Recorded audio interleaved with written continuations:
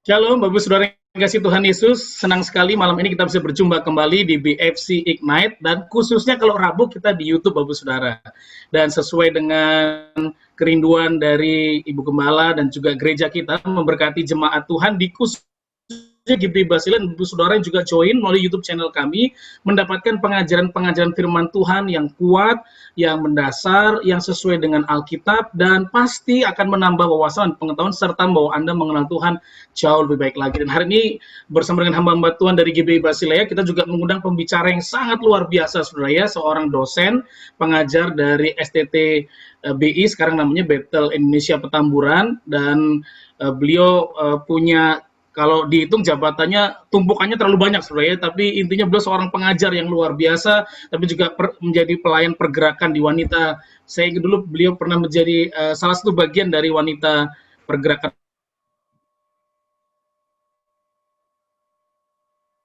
wanita dunia. Dan hari ini beliau dapat memberhadir hari ini buat yang dari Basilea ada Pak Lukas Andrea, Shalom, Pak Jeffrey, Pak Melki dan Pak Victor. Wow, Shalom ya, thank you sudah join malam hari ini mewakili jemaat. Dan hari ini kami juga ingin menyapa Ibu Gernaida Pakpahan. Shalom Ibu. Shalom, Terima shalom. kasih bisa Shalom, join Pak bersama Ade. dengan kami. Wah, thank you Ibu. Sama-sama. Thank you menyempatkan waktu bersama dengan kami ini memberkati jemaat. Dan Bapak Saudara siapkan hati saudara, kalau perlu siapkan catatan. Kalau seandainya lupa, enggak apa-apa. Nanti ada tayangan ulang, Anda bisa melihatnya. Dan kita berdoa supaya apa yang diajarkan malam hari ini akan memberkati Bapak Ibu Saudara, khususnya Jemaat GBI Basilea yang mungkin live malam hari ini join, atau juga nanti yang melihat tayangan ulang Anda akan diberkati. Dan untuk memulai malam hari ini, mari kita akan berdoa terlebih dahulu. Nanti saya minta Pak Jeffrey Aditya, Pendeta Jeffrey Aditya akan mulai dengan doa. Dan selanjutnya, waktu saya serahkan kepada Ibu Gernaida untuk mengajar kita malam hari ini. Haleluya. Silakan Pak Jeffrey. Mari kita berdoa. Bapa di dalam surga, kami mengucap syukur buat kesempatan yang Tuhan berikan bagi kami malam hari ini untuk belajar kembali kebenaran firman Tuhan.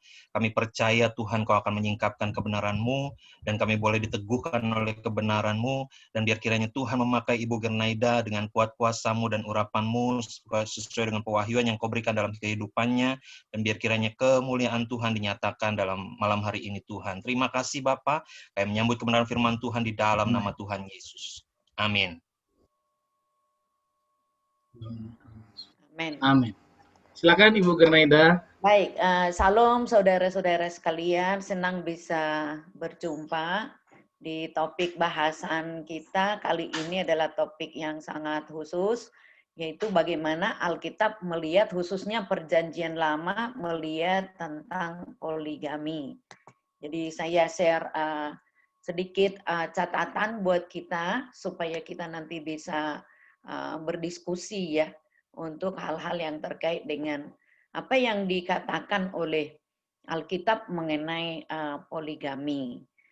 Nah, saudari-saudari sekalian, kalau kita mengatakan apa sih itu poligami begitu ya. Jadi pasti kita akan melihatnya dengan tentu saja dengan perspektif yang selama ini ada gitu ya. Jadi poligami itu secara sederhana adalah perkawinan di mana salah satu pihak memiliki atau mengawini beberapa jenis lawan jenisnya dalam waktu yang bersamaan. Jadi dalam satu waktu tertentu di mana ada seseorang memiliki pasangan ya yang tentu saja yang berlainan jenis.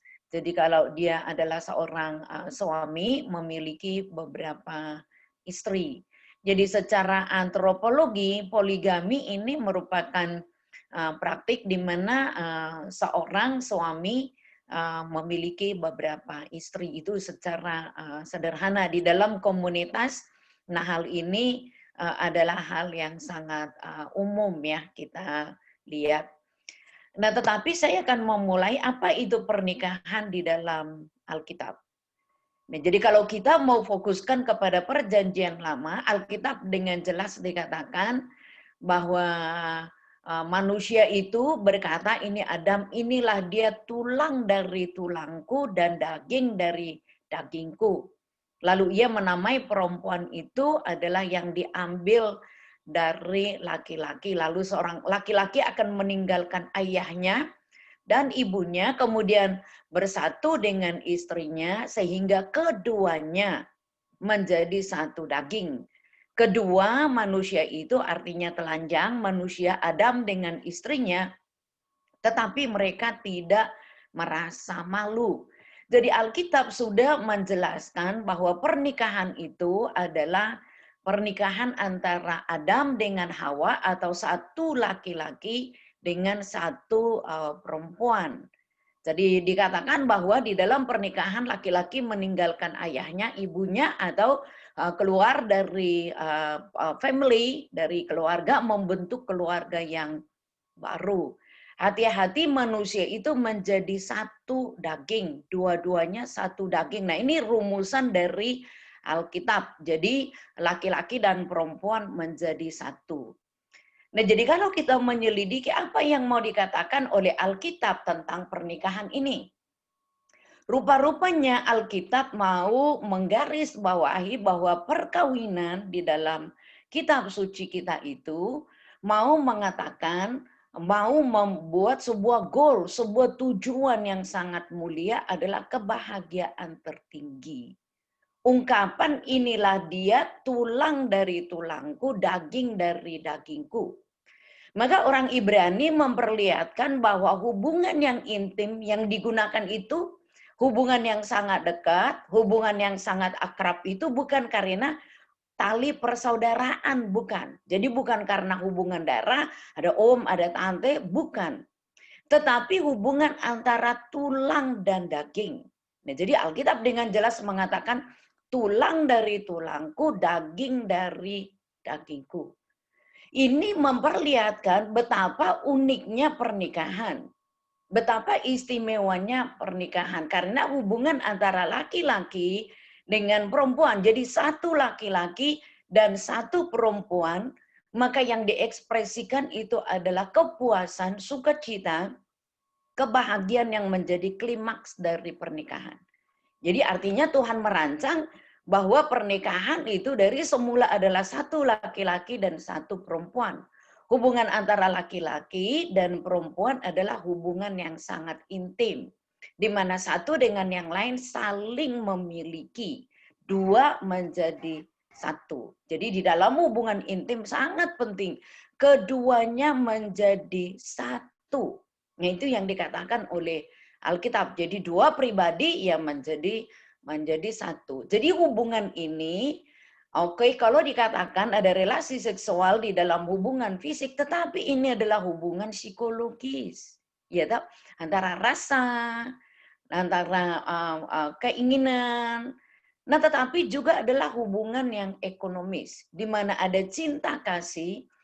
Jadi di dalam persekutuan ini bukan melulu manusia yang diperlihatkan itu adalah manusia yang tidak mengalami masalah dan pergumulan, tetapi di sini adalah kesatuan di dalam kasih, termasuk di dalam pergumulan-pergumulan kehidupan.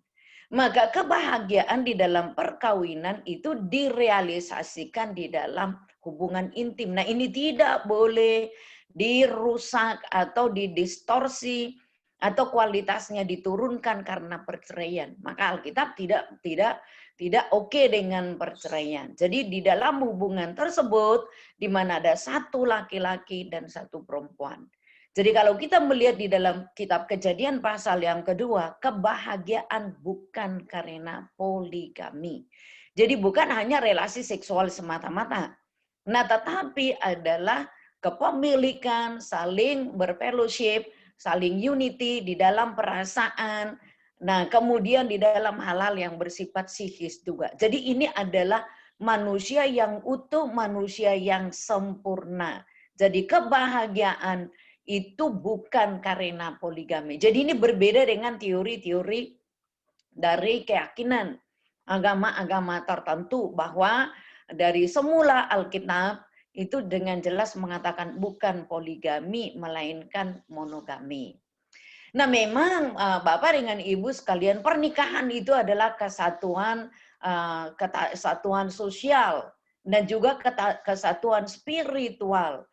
Nah, Ibu bapak, pernikahan itu dibangun di atas persekutuan, unity. Unity-nya seperti apa? Itu persahabatan. Jadi harus relationship ya, antara suami dengan istri. Nah, pernikahan itu yang dibangun betul bukan semata-mata hubungan seksual, tetapi faktanya memang demikian. Kedua-duanya manusia itu telanjang tetapi menjadi satu, tidak ada yang ditutupi, tidak ada yang merasa terintervensi, tetapi mereka kedua-duanya tidak malu. Itu yang dikatakan oleh Alkitab. Maka pernikahan itu merupakan kesatuan, unity yang tercipta dari sebuah komitmen, janji timbal balik. Ya, jadi di dalam perjanjian itu, memang betul laki-laki meninggalkan ayah dan ibunya, bersatu dengan istrinya. Bahkan kitab-kitab setelah kitab-kitab di pasca pembuangan pun itu mengisahkan hal yang sama. Jadi Allah adalah saksi daripada pernikahan. Nah, dialah yang mengadakan pernikahan dan Allah sendiri sebagai saksinya. Jadi, nah pernikahan ini adalah lembaga yang dimulai oleh Allah sendiri, maka kita perlu menjunjung tinggi. Nah, kalau kita melihat keseluruhan Alkitab Perjanjian Lama, di dalam kitab-kitab Pentateuch dari Kejadian sampai dengan Ulangan, semua undang-undang itu di dalam Pentateuch mendukung konsep pernikahan yang ideal itu adalah monogami. Jadi bukan poligami. Jadi dari sejak semula maka yang ditonjolkan itu adalah monogami. Nah, Ibu Bapak, dikatakan bahwa seseorang tidak boleh mengingini rumah dari sesamamu. Nah, ini hati-hati di dalam Daksatita, jangan mengingini istrinya, jangan mengingini hambanya laki-laki, jangan mengingini hambanya perempuan, bahkan lembu keledainya atau apapun yang dipunyai. Artinya begini, bahwa dari semenjak awal Alkitab sudah mengatakan bahwa istri adalah miliknya suami. Jadi tidak boleh ada intervensi dari pihak yang lain sehingga mengingini istri dari orang lain. Nah, kemudian dalam relasi bapak dengan anak, jelas Alkitab mengatakan, tidak boleh kau singkapkan aurat dari seorang istri ayahmu. Sebab itu adalah hak ayahmu. Maka dalam hal-hal yang dikatakan dengan incest, itu dilarang dengan tegas oleh Alkitab. Lalu dikatakan orang Israel, dikatakan apabila seorang istri itu berbuat serong dan tidak setia terhadap suaminya, biasanya akan dihukum. Jadi kalau kedapatan seorang perempuan itu tidur dengan suami orang lain, maka akan diperhadapkan kepada hukum. Karena itu melanggar hukum kesucian. Jadi ada hal-hal tertentu memang di dalam hukum Taurat yang harus kita lihat satu demi satu. Tetapi yang jelas tidak boleh mengingini istri orang lain. Nah, tahu misalnya seorang suami tidak boleh karena hasratnya, karena keinginannya mengambil istri orang lain ataupun perempuan yang lain menjadi istrinya. Termasuk di dalamnya hamba. Karena biasanya hamba posisinya lebih rendah, maka orang merdeka Tuhan itu bisa mengambilnya menjadi gundik. Itu di dalam perkembangan kemudian itu betul ada. Tetapi yang mau kita lihat pada dasarnya Alkitab mengatur bahwa tidak oke dengan poligami, jadi monogami. Nah, kalau kita lihat di dalam perkembangan kemudian di dalam sejarah umat Israel. Nah, jadi memang ada perkembangan sosial, ada interaksi dengan bangsa-bangsa. Nah, kemudian ada adopsi budaya-budaya. Maka terjadinya perkawinan poligami itu berupa sebuah hal yang kasuistik. Artinya tidak boleh berlaku general. Dan hal itu tidaklah hukum permanen. Nah, jadi hati-hati juga. Kalau begitu kan di dalam Alkitab ada banyak kasus poligami, ya betul. Nah, tetapi kita harus lihat itu, kasus poligami itu adalah kasus dalam kondisi yang sangat spesifik. Kondisi yang sangat khusus. Misalnya ada kemandulan. Nah, kita lihat di dalam bapak-bapak leluhur Israel ini terjadi. Atau memang dalam kasus tertentu pengen memiliki anak banyak. Gideon memiliki anak cukup banyak, 70-an. Karena apa? Istrinya itu banyak sekali. Nah, memang ini di kemudian hari membawa persoalan yang sangat rumit. Ya, betul. Nah, tetapi Alkitab terbuka memperlihatkan bahwa memang ada pernikahan poligami. Apakah karena Alkitab mengatakan setuju? Tadi prinsipnya tidak. Jadi di dalam kitab-kitab sejarah juga sebetulnya bukan mendukung untuk terjadinya poligami. Di dalam kehidupan para raja, seringkali poligami ini berlangsung karena apa? Hubungan diplomatik. Nah, ini terjadi seperti misalnya apa yang dialami oleh Raja Salomo. Karena dia mengambil putri Firaun menjadi salah seorang dari istrinya. Ini semata-mata karena masalah diplomatik. Nah, tetapi ada juga cinta karena contohnya di dalam banyak hal, Salomo adalah raja dengan kedudukan yang sangat tinggi, maka ada dalam kasus-kasus tertentu dia karena cinta, tetapi juga banyak karena nafsu. Nah, ini mendistorsi kualitas atau mutu daripada pernikahan itu sendiri. Biasanya yang melakukan poligami itu adalah orang-orang dengan kedudukan tertinggi. Jadi posisinya itu adalah orang yang dengan status ekonominya tinggi, maka dia memiliki otoritas, memiliki kuasa untuk melakukan tindakan-tindakan yang poligami. Jadi biasanya latar belakangnya adalah ekonomi. Nah, ini memang sekali lagi, apakah karena Alkitab itu pada awalnya setuju dengan poligami? Sama sekali tidak. Tetapi ada memang fakta-fakta ini. Jadi orang-orang dengan status sosial yang lebih tinggi, misalnya para bangsawan, raja-raja, maka dia akan dengan mudah mengambil perempuan-perempuan apalagi dari status sosial yang rendah. Nah, itu yang terjadi.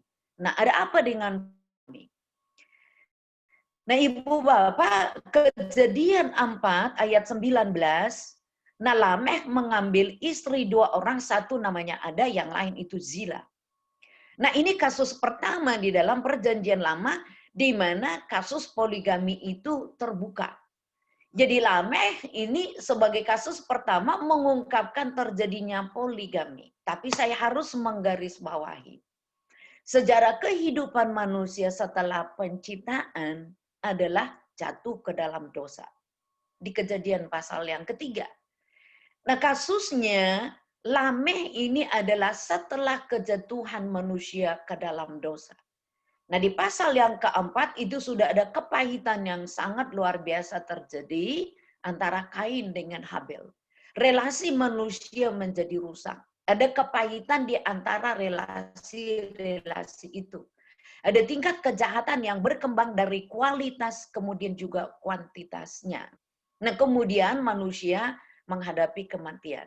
Artinya apa? Kasusnya Lameh ini memperlihatkan bahwa poligami itu terjadi pasca manusia jatuh ke dalam dosa. Jadi kita bisa mengatakan bahwa poligami yang dicatat di dalam kitab suci Perjanjian Lama itu diawali setelah kejatuhan manusia ke dalam dosa. Jadi ini bukan rancangan yang ideal dari Tuhan. Maka kalau kita lihat di dalam Alkitab, kenapa ada kisah atau narasi-narasi tentang poligami disampaikan secara terbuka dan gamblang, justru sekali lagi tujuannya adalah agar umat Tuhan menghindari perkawinan poligami. Jadi tujuannya begitu. No, di dalam Alkitab juga ada, ya, justru tujuannya adalah supaya orang percaya menghindari pernikahan poligami itu. Di kemudian hari memang pernikahan poligami semacam sikap toleran. Hati-hati, toleran. Sikap tolerannya kenapa? Setelah Musa melihat perkembangan dari umat Israel, maka ada undang-undang yang kita sebut dengan hukum kasuistik. Jadi karena ada kasus-kasus tertentu, sehingga memberikan aturan toleran terhadap poligami. Jadi bapak-bapak nanti lihat, kadang-kadang poligami ini didekatkan dengan kasus-kasus perceraian. Nah, mengapa? Jadi ada alasannya. Jadi kenapa diatur tentang pernikahan tadi misalnya di dalam Kitab Keluaran pasal yang ke-21 adalah karena ada kasus-kasus mengemuka di dalam masyarakat. Jadi kasus-kasus itu timbul, sekali lagi tadi di dalam Lameh itu diawali dengan kejatuhan manusia ke dalam dosa. Yang dikatakan kasuistik itu kenapa? Jadi kasus-kasus yang terjadi akibat dari perbudakan. Jadi di dalam kasus-kasus perbudakan, orang merdeka itu bisa melakukan apapun terhadap perempuan, apalagi dia budak. Karena budak tidak ada hak hidup. Dia tidak bisa membela diri. Nah, sebagai budak, dia bisa diperlakukan oleh orang merdeka dengan cara apapun. Maka terjadilah kasus-kasus poligami.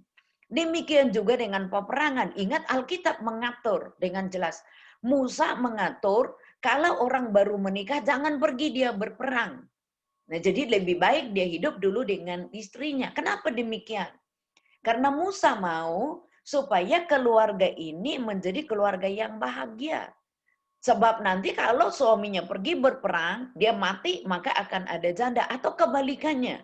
Dalam waktu perang itu ada dalam waktu yang cukup lama. Ada kemungkinan suaminya akan mengambil istri di tengah-tengah peperangan dan seterusnya.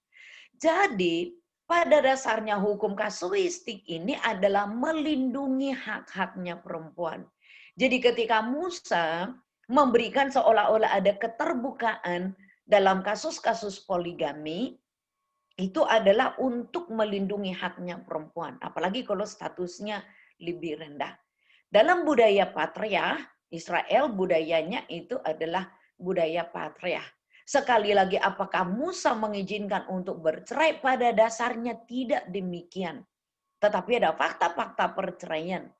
Maka dibutuhkan sebuah aturan yang melindungi perempuan yang diceraikan. Supaya apa? Supaya laki-laki memiliki batasan dari wewenangnya. Jadi dia tidak melakukan tindakan semena-mena atau tindakan misalnya terjadi kekerasan seksual atau tidak melindungi hak-hak dari perempuan, apalagi kalau perempuan itu sudah diceraikan. Biasanya perempuan yang sudah diceraikan dia dikembalikan kepada orang tuanya. Nah, ini perempuan-perempuan ini bisa menjadi objek atau korban dari kekerasan seksual. Nah, jadi tujuannya tadinya baik untuk melindungi hak-haknya perempuan, tapi ingat ini adalah kasuistik. Jadi tidak boleh diterapkan sebagai hukum yang berlaku umum. Jadi poligami ini ada semacam sikap toleran karena terlalu banyak kasus. Nah, tetapi kita akan lihat dari aspek yang lain. Bapak dengan Ibu, ternyata poligami ini adalah kebiasaan. Adat istiadat yang pada akhirnya membawa kesulitan. Faktanya demikian. Jadi pernikahan poligami itu faktanya menimbulkan kesukaran. Bukan hanya kesukaran, tetapi kecenderungan untuk keluarga-keluarga atau anggota keluarga itu hidup di dalam dosa. Nah, kalau kita ingat kasusnya Abraham. Abraham memiliki Ibu Sarah sebagai istri, tetapi dalam kasus tertentu nanti kita akan bahas itu ada Ibu Hagar. Di dalam Kejadian pasal 21, Hagar dengan anaknya Ismail terpaksa harus diusir. Nah, jadi ada kepahitan, ada kesukaran, ada perseteruan antara Ibu Sarah dengan Ibu Hagar. Demikian juga dengan Gideon. Anaknya sangat banyak, 70-an, istrinya banyak, selirnya banyak. Nah, kalau kita lihat di dalam narasi Gideon, anak-anaknya berseteru, berperang hanya untuk memperebutkan kedudukan. Jadi sebagai hakim yang baru setelah Gideon mati, maka anak-anaknya itu saling berebut. Ada peperangan saling membunuh satu dengan yang lain. Nah, itu adalah kisah yang mengerikan. Demikian juga di dalam keluarganya Daud. Daud melakukan poligami antara anak dari istri-istrinya juga berseteru. Ya, Adonia pengen jadi raja, Absalom pengen jadi raja, Salomo pengen jadi raja, para ibu, para istri ini menonjolkan masing-masing anaknya. Nah, jadi kalau kita lihat di dalam keluarga Daud itu ada disharmoni, ada kesukaran, ada kesulitan, satu dengan yang lain saling cemburu, bahkan tidak segan-segan saling membunuh. Maka dosa muncul di dalam keluarga-keluarga itu. Demikian juga tidak belajar dari ayahnya, Salomo melakukan lebih luar biasa lagi. Karena ada ratusan istri, demikian juga dengan gundik-gundiknya itu ratusan sekali. Nah, jadi apa yang terjadi dengan Salomo adalah berubah setia dari Tuhan. Jadi Salomo banyak berubah dan kemudian jatuh ke dalam dosa akibat tindakan-tindakan poligami. Nah, ini adalah kebiasaan di Timur Tengah kala itu. Nah, poligami sebagai kebiasaan yang membawa kesulitan sudah diingatkan oleh Musa kala itu. Sebab apa? Istri yang satu akan membenci istri yang lain. Dia sudah ingatkan ulang-ulang. Kenapa poligami itu tidak direkomendasi? Sebab istri yang satu itu bisa mendominasi istri yang lain, istri yang satu tidak menyukai istri yang lain. Atau kebalikannya, suami bisa saja lebih mencintai salah seorang di antara para istri-istri itu. Hal itu diperlihatkan oleh Yakub. Yakub lebih mencintai Rahel dibandingkan dengan Lea. Itu jelas Alkitab mengatakan. Bahkan demi Rahel, maka Yakub itu melakukan berbagai pengorbanan. Nah, jadi walaupun Lea menghadirkan anak bagi Yakub kala itu, tetap Yakub tidak mencintai Lea. Nah, jadi ada perseteruan antara Rahel dengan Lea dan itu dengan gamblang dicatat oleh Alkitab. Nah, Ibu Bapak, memang poligami ini adalah kebiasaan ya dari para raja-raja di Timur Tengah kuno. Tetapi ingat, Musa di dalam penjabaran hukum-hukumnya itu sudah mengingatkan supaya pemimpin Israel, raja-raja Israel jangan sampai terjebak. Untuk apa?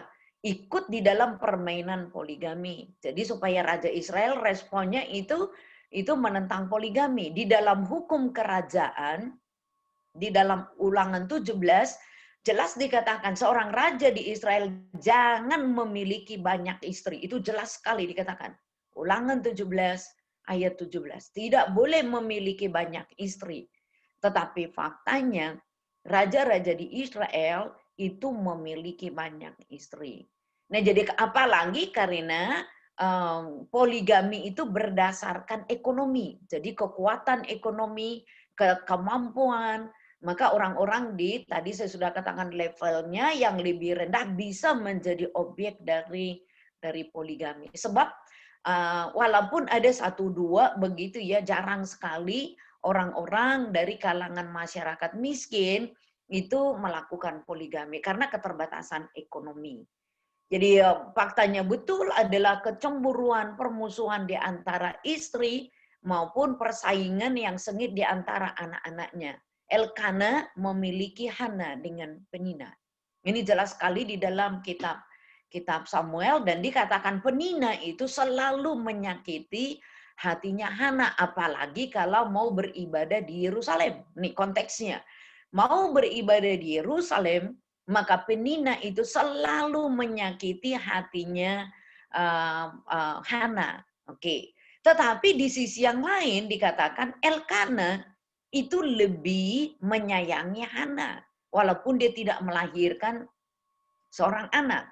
Bahkan dikatakan, kenapa engkau menangis? Kenapa mukamu muram? Bukankah engkau lebih berarti bagiku daripada 10 anak laki-laki? Nah, jadi memang di satu sisi Elkana pilih kasih dengan istrinya, tetapi di antara istrinya, karena Hana itu mandul, maka Penina itu melakukan penindasan. Jadi ada KDRT. Kita tidak dijelaskan mungkin KDRT-nya itu secara verbal, kita tidak diberikan informasi apakah dia melakukan kekerasan secara fisik. Nah, tetapi ketika Hana masuk di dalam rumah Tuhan, pergi ke rumah Tuhan, Imam Eli pun salah nanggap juga mengenai si ibu Hana ini ketika dia berdoa untuk minta anak. Jadi ada kekerasan-kekerasan yang terjadi dan betapa rumitnya mengelola keluarga yang berpoligami ini. Dan Alkitab dengan jelas mengemukakan kepada kita secara terbuka bahwa dampak dari poligami ini sangat serius. Jadi kesulitan demi kesulitan. Dalam kasus tertentu, ingat sekali lagi, hukum poligami di dalam Perjanjian Lama itu adalah hukum kasuistik. Nah, rupa-rupanya poligami itu sudah menjadi adat istiadat di timur dekat kuno. Jadi ada hukum sipil Mesopotamia, itu ada di dalam hukum Hammurabi. Nah, jadi karena kepentingan anak sangat penting. Jadi anak ini sangat penting bagi keluarga, apalagi bagi mereka yang bangsawan. Jadi dalam kasus tertentu, seorang istri yang mandul boleh mengizinkan suaminya mengambil hamba perempuannya. Entah itu pelayannya, entah itu gundiknya, untuk melahirkan anak bagi nyonya. Jadi kalau misalnya dia seorang ratu, tidak memiliki anak, maka sang ratu ini bisa mencarikan apakah inang pengasuh, apakah salah seorang dari dayang-dayangnya, untuk melahirkan anak bagi suaminya, bagi para raja kala itu. Dalam kasus seperti itu, hak istri dijamin. Nah, sebab istrilah yang memberikan hambanya kepada suaminya. Jadi ini dalam kasus yang khusus, di Mesopotamia kuno sudah ada undang-undang. Sudah ada peraturan yang menjamin seorang nyonya, seorang ratu, seorang ibu boleh mencari seseorang perempuan untuk melahirkan bagi suaminya. Jadi ini di dalam kemandulan. Jadi boleh melahirkan seorang anak begitu ya. Nah, ini yang terjadi sebetulnya pada kasusnya Bapak Abraham.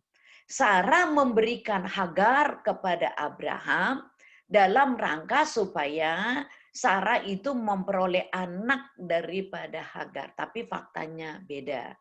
Ketika Hagar, dia tahu dia sudah hamil, dia memandang rendah nyonyanya. Jadi hampir sama kasusnya Penina dengan Hana.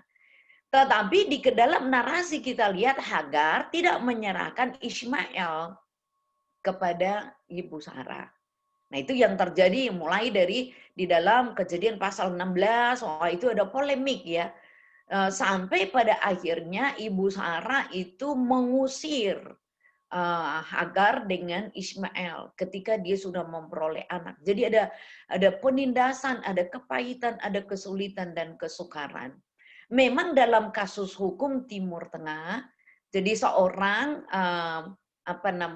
istri yang memberikan hambanya bagi suami, nanti statusnya si hamba ini bisa naik, bisa jadi gundik.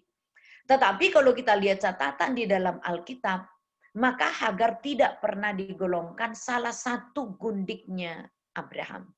Jadi setelah ibu Sarah mati, maka Abraham mengambil beberapa istri yang lain lagi. Nah, tetapi si ibu Hagar ini tidak pernah naik statusnya. Dia tidak pernah disebut sebagai gundik daripada Bapak Abraham.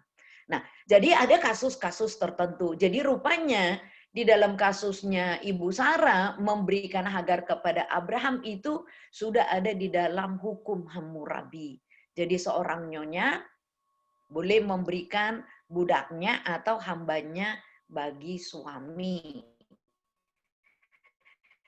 Nah, hal yang sama di dalam kasusnya Yakub. Nah, Yakub itu ditipu oleh omnya sendiri, ditipu oleh Laban. Setelah dia bekerja domba, memperoleh serta juga istri. Nah, tetapi di dalam kasusnya Laban menggunakan tradisi. Ketika terjadi pernikahan, ternyata yang diberikan itu adalah Lea, kakaknya. Nah, kemudian dalam waktu yang cukup lama, Yakub setelah bergening ya dengan Laban, maka diberikan kepadanya Rahel. Sayangnya Rahel itu tidak memiliki keturunan. Nah, maka Yakub itu juga, jadi kadang-kadang ini demi keturunan, setelah mengambil Lea juga memberikan semacam dayang-dayangnya juga untuk melahirkan anak bagi Yakub. Jadi itu bukan anaknya dia dikatakan, tapi itu anaknya Yakub.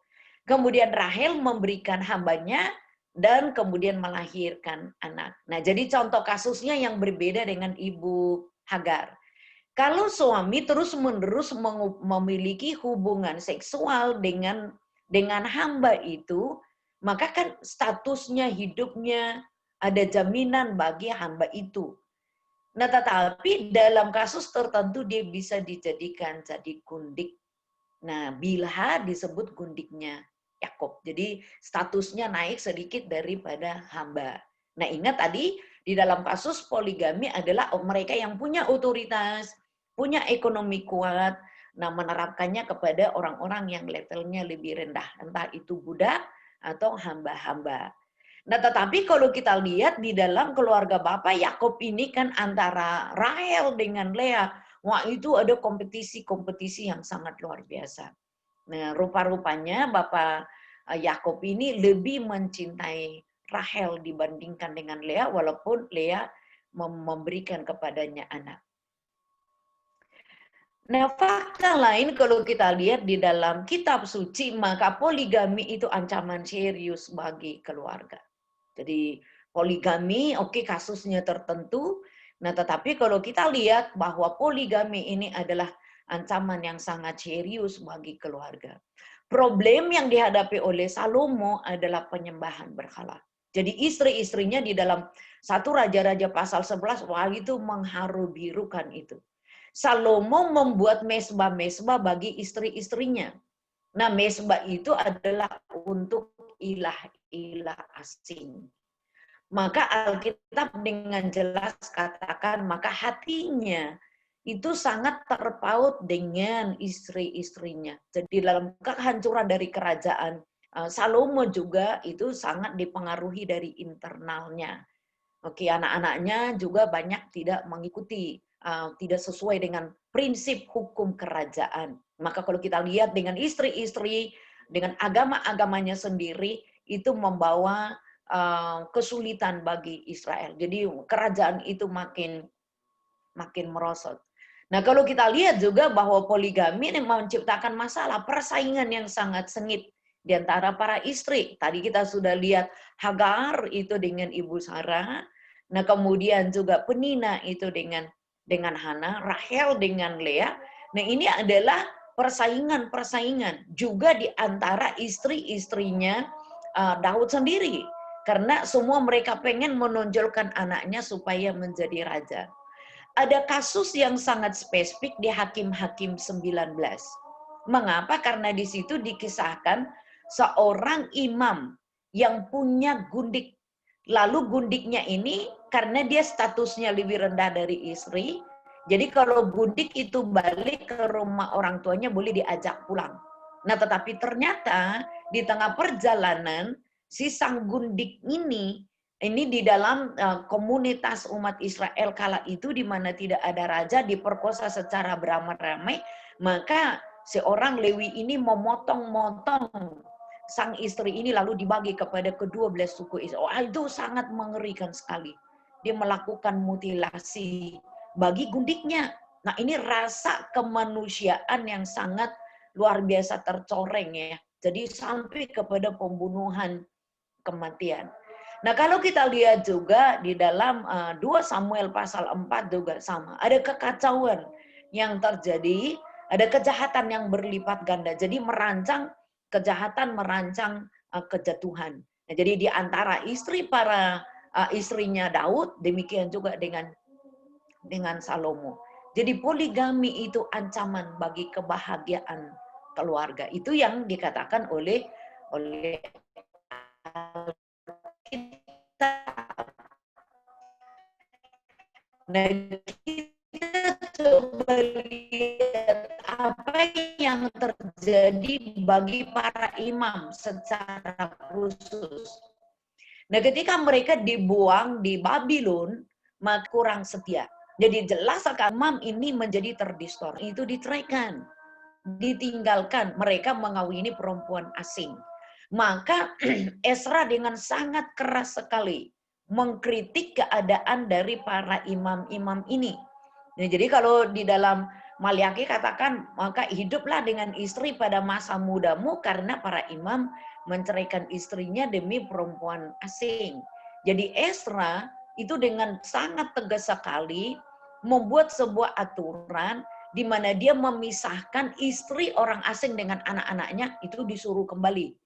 Jadi Ezra membuat sebuah revolusi di dalam penegakan hukum, karena apa? Sendi-sendi kekeluargaan di dalam keluarga para imam kala itu menjadi rusak.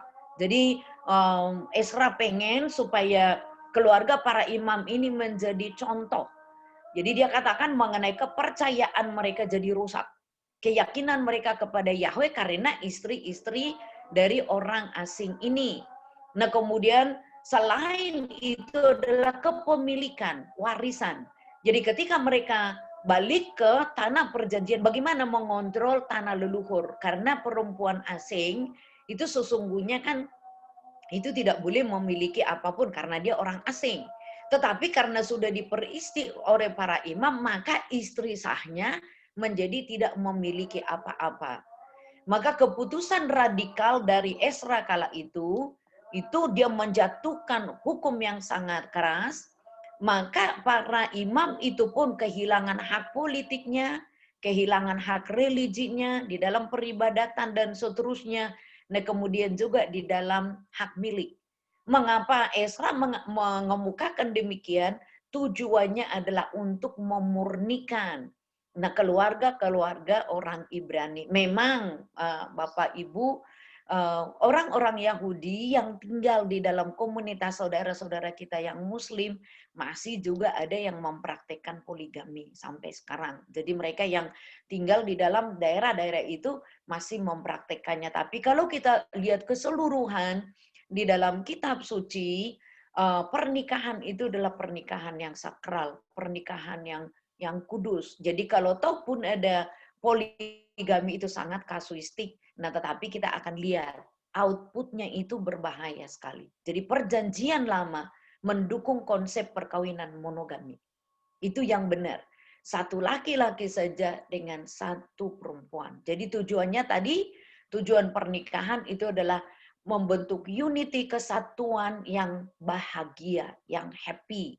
Kesatuan yang sangat intim, baik secara fisik, secara psikis, cinta kasih, ekonomi, pergumulan, persoalan kehidupan.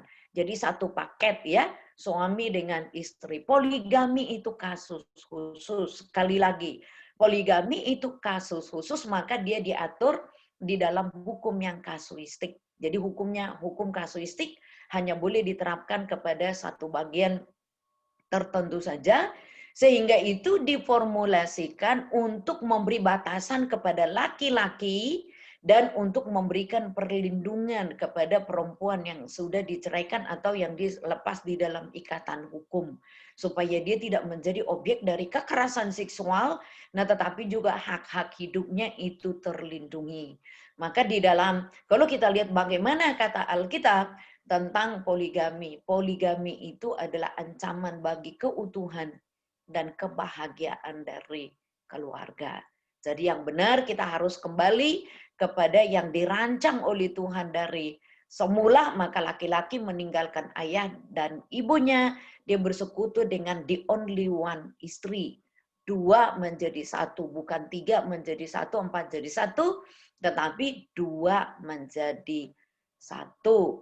Kiranya ini menjadi berkat bagi kita sekalian, Bapak Ibu, kita bisa kembangkan di dalam diskusi. Tuhan Yesus memberkati. Wow, terima kasih Bu Gernaida. Ini luar biasa sekali penjelasannya Bapak Ibu. Dan memang Bu Gernaida sepanjang saya tahu dan pernah duduk di bawah bimbingan beliau, saudara, adalah memang pengajar perjanjian lama yang luar biasa, yang saya kagumi juga sebenarnya. Jadi saya banyak belajar dari beliau sebenarnya. Jadi kalau saya jadi kayak gini tuh gara-gara Bu Gernaida kasih tugas banyak dulu ya. Ini juga ada Pak Melki yang dulu juga pernah belajar bersama dengan Ibu Gernaida gitu ya. Kalau yang lainnya di bawah saya ini belum pernah Bu ya. Nanti lain kali diajar aja di tiga-tiganya ini. Ya udah sering ketemu. Jadi Bapak Saudara yang join malam ini di YouTube channel GBI Basila Menteng, memang kita menghadirkan pengajaran-pengajaran sesuai dengan firman Tuhan, biblical, dan juga memang dasar-dasar dari Gereja Betel Indonesia. Dan hari ini menarik sekali karena kita memang seringkali bertanya-tanya kenapa di perjanjian lama bisa ada poligami dan kenapa kemudian di perjanjian baru sepertinya tidak ada begitu ya, atau seperti diluruskan kembali. Tapi hari ini kita mendapatkan penjelasan yang sangat lengkap, komprehensif, jelas, tegas bahwa sebenarnya Tuhan tidak dari awal sudah menegaskan satu ya, monogami, bukan poligami atau poliandri. Tidak ada di situ, hanya monogami yang ada ya. Dan ada banyak bahaya. Saya jadi mengingat Bu ketika pelayanan di Surabaya ada semacam jadi pembicara sebelum itu kasih joke begitu Bu ya. Tadi kan dijelaskan Bapak Ibu bahwa ternyata salah satunya adalah faktor keuangan atau kekayaan atau posisi keuangan yang lebih baik biasanya mengambil yang di bawahnya gitu kan Bu ya kalau poligami terjadi. Nah saya jadi ingat katanya ada joke-nya pembicara itu waktu mendekati pilkada, katanya kalau pria tambah kaya tambah nakal, itu katanya ya. Jadi para pria tolong yang di sini jangan tambah nakal ya kalau kaya ya. Karena dijelaskan tadi ada faktor ekonomi katanya di situ yang mempengaruhi gitu ya. Nah, Bapak Saudara yang kasih Tuhan Yesus, kalau Saudara mungkin pengen bertanya, Anda bisa meletakkan pertanyaan itu di kolom chat, ada ya Pak Lukasnya, kita ada live chat. Saudara bisa tanya di sana, nanti kita akan menjawab atau memberikan jawaban pertanyaan kepada kita akan berikan pertanyaan kepada Ibu Gernaida nanti, jawabannya akan diberikan kepada Bapak Saudara. Tapi mungkin malam hari ini kalau ada bapak-bapak yang di tempat ini saya dari tadi mikir, waduh ini kok kayaknya pria terus ini. Nggak, biasanya ini ada Ibu Gembala soalnya biasanya untuk penyeimbang ini Bu Ger gitu ya. Nah mungkin bapak-bapak ada mungkin pertanyaan atau mungkin terganggu jiwanya pengen poligami ya, ternyata sudah jelas nggak boleh itu tidak boleh ya. Saya persilakan mungkin bapak-bapak yang mungkin ingin sharing atau berdiskusi atau menanggapi, boleh ya Bu Ger ya. Boleh. Kita menanggapi bersama-sama. Silakan. Kelihatannya Pak Victor semangat sekali ketawanya. Mungkin Pak Victor yang pertama kali mungkin. Ya, saya mau tanya nih mengenai tidak berkaitan dengan jabaran Ibu langsung, khususnya memang kalau bicara tentang poligami dalam orang kaya. Pak Victor, maaf ini suaranya kecil ya Pak. Bisa agak lebih maju mungkin. Nah. Ya, jelas ya? Ya, jelas. Oke. Lebih baik Pak. Oke, siapa? Saya mau tanya berkaitan dengan poligami. Contoh kasus saja Bu.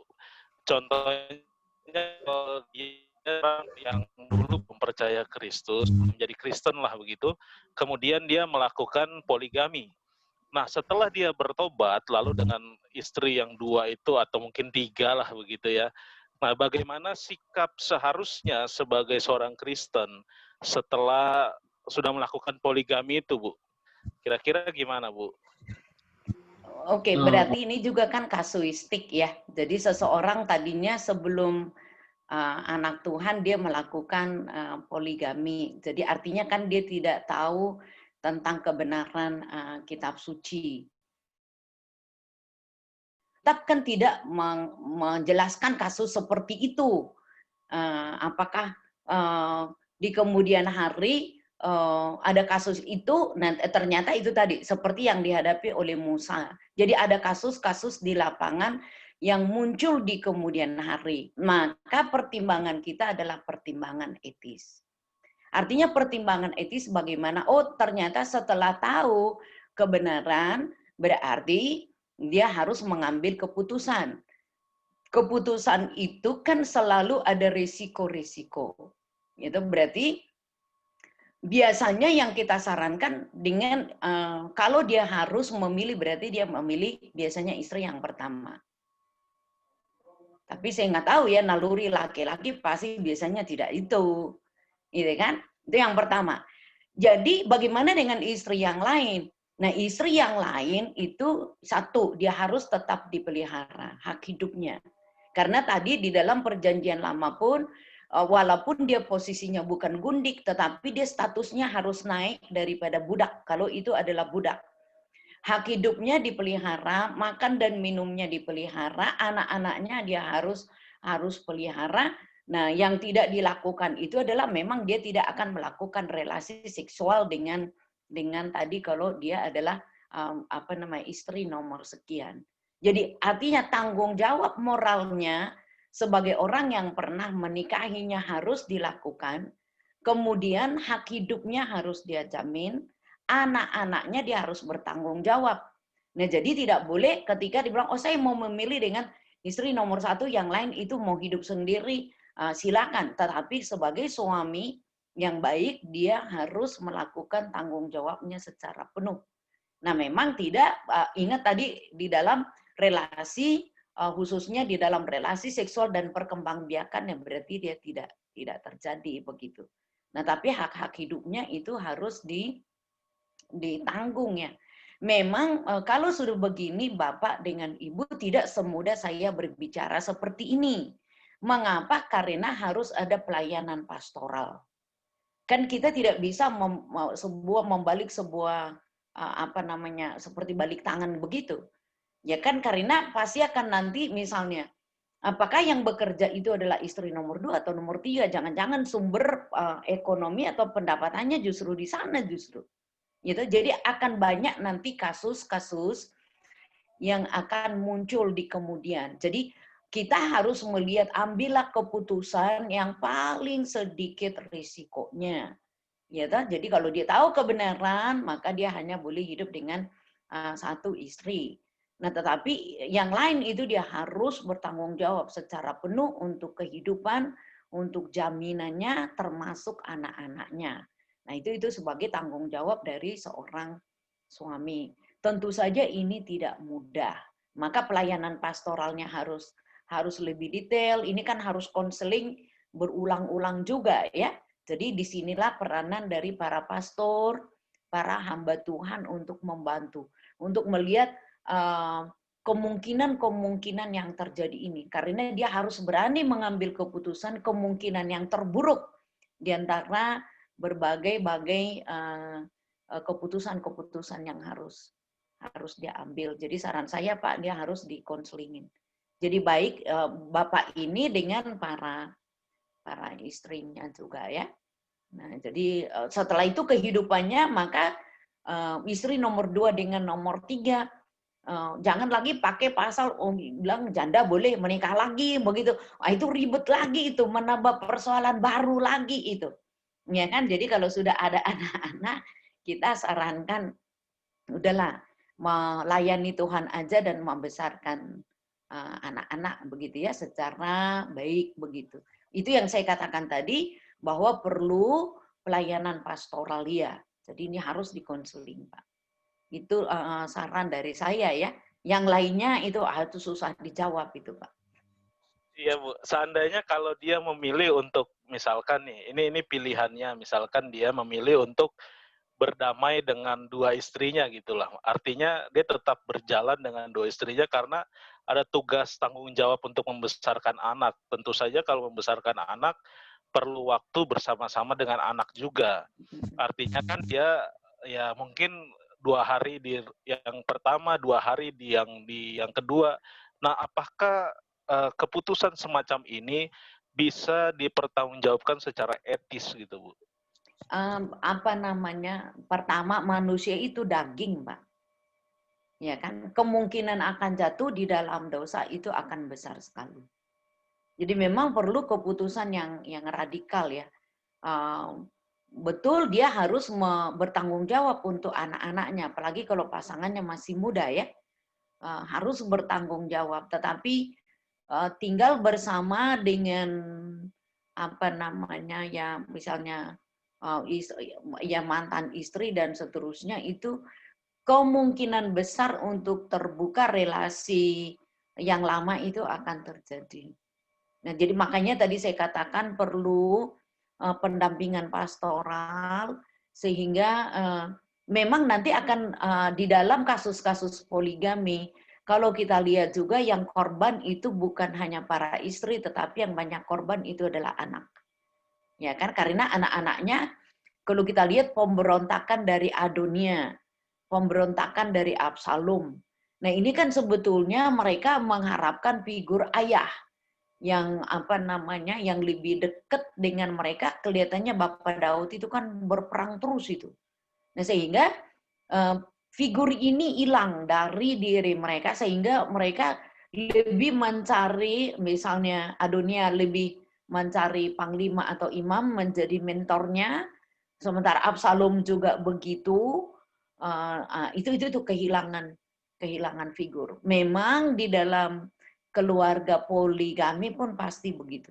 Karena kalau ayah lebih menyukai atau lebih sayang dengan salah satu istri, pasti dikit-dikit anak-anaknya juga akan ngikut kan, lebih menyukai. Pasti ada prinsip-prinsip ketidakadilan. Nah, itu memang akan menjadi bahaya di kemudian hari. Jadi anak memang akan jadi korban. Jadi sangat-sangat urgen sekali.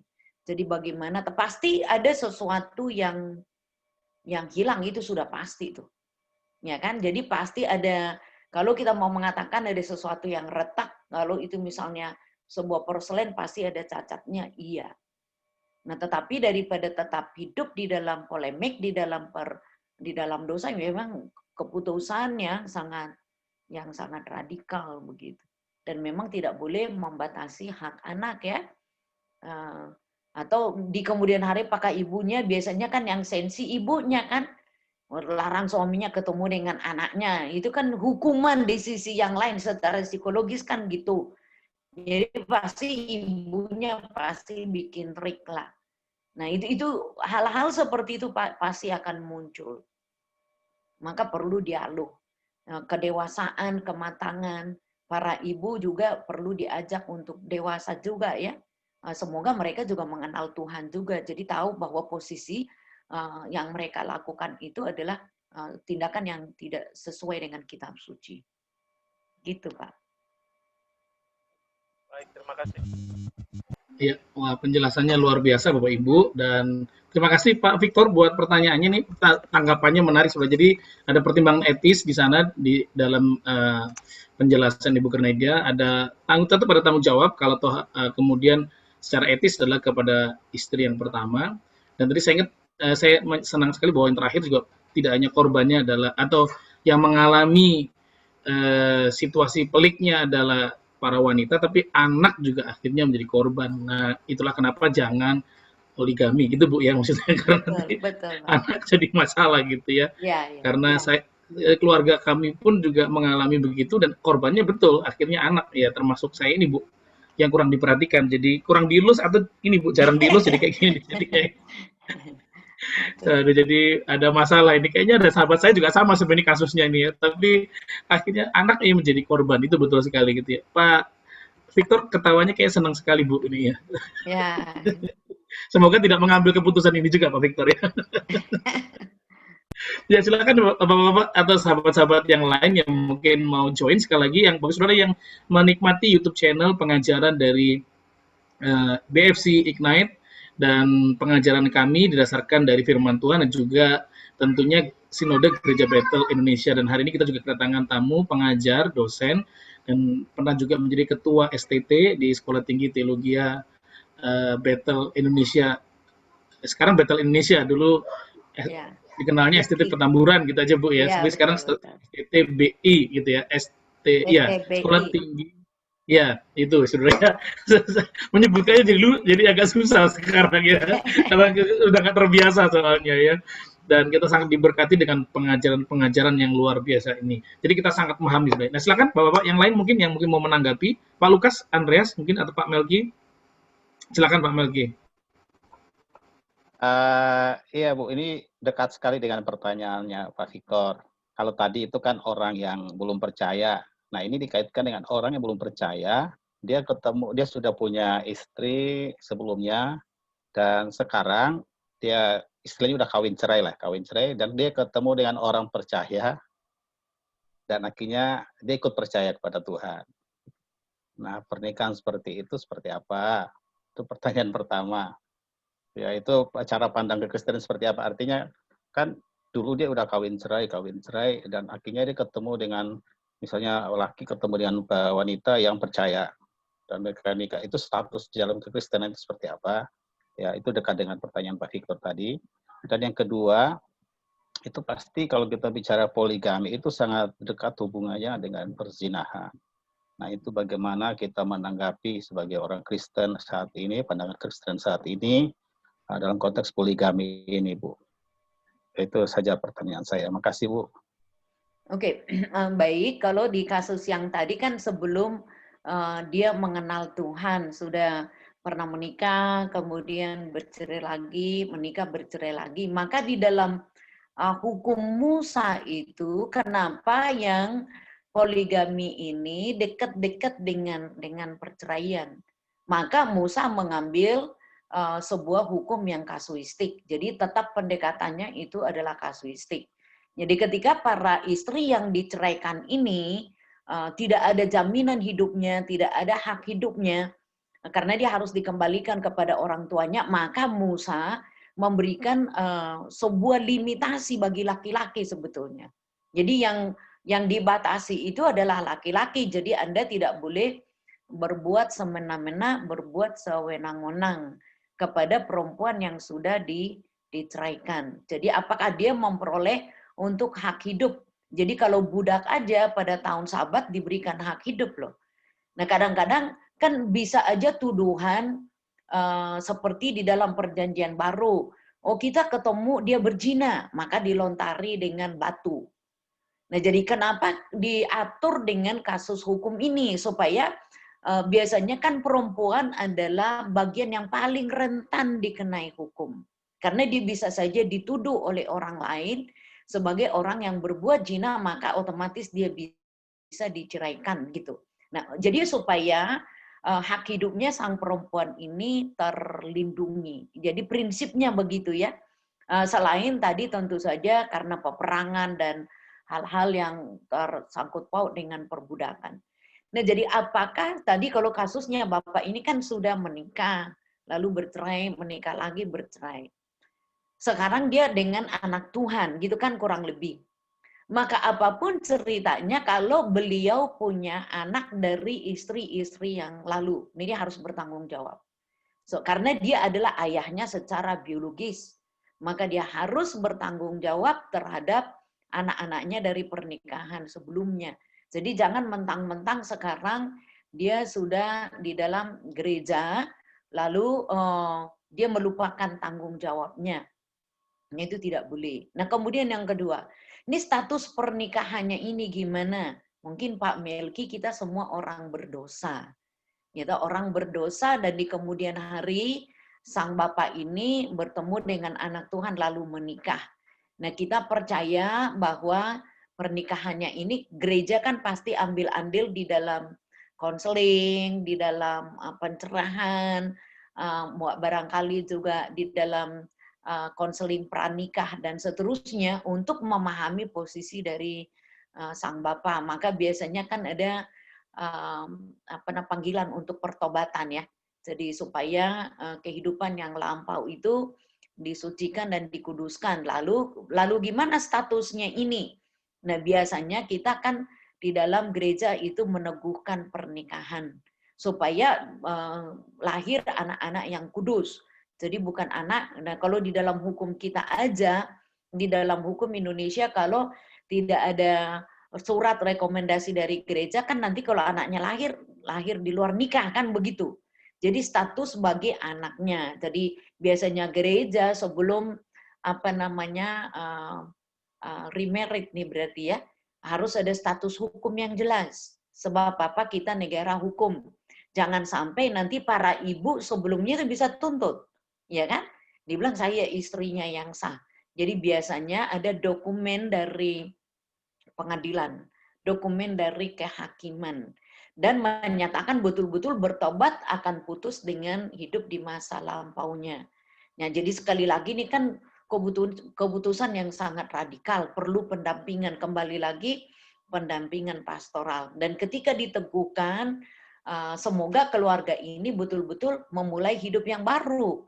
Jadi bukan lagi untuk masa lampau, walaupun tanggung jawabnya terhadap keluarga masa lampaunya itu wajib. Ibu, istri yang sekarang nih anak Tuhan harus mengetahui itu bahwa suami punya tanggung jawab yang lain. Jangan nanti ketika membantu misalnya anak uang sekolah, tiba-tiba ibu merasa tidak happy begitu. Jadi ibu istri di dalam Tuhan ini pun mesti mengerti bahwa suami memiliki tanggung jawab yang lain ekstra, supaya nanti tidak muncul perselisihan.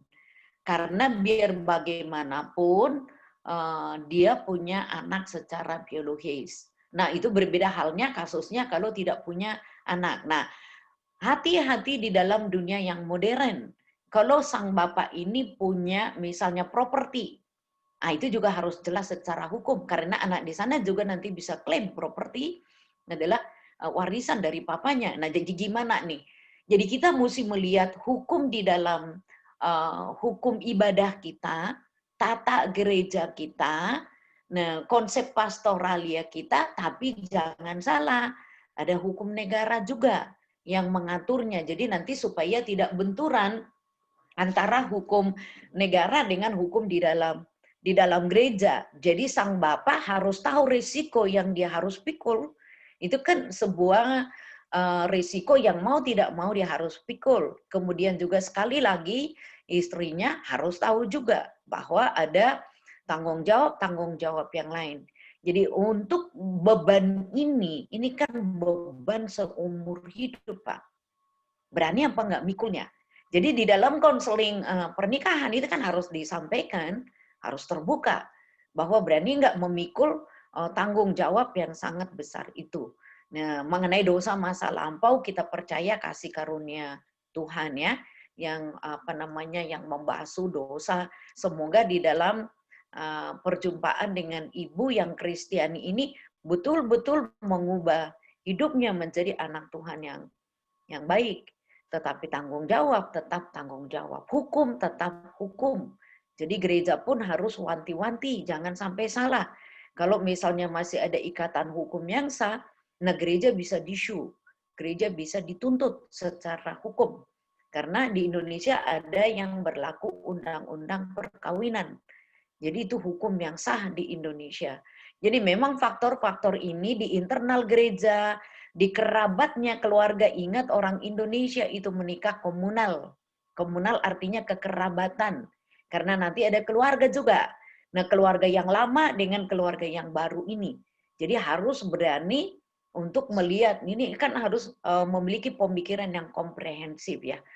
Plus minusnya itu seperti apa, nanti risiko-risiko yang dihadapi itu seperti apa. Maka biasanya hamba Tuhan sebagai konselor tuh harus terbuka. Nah, bila perlu sekarang kan ada banyak konsultan hukum juga ya.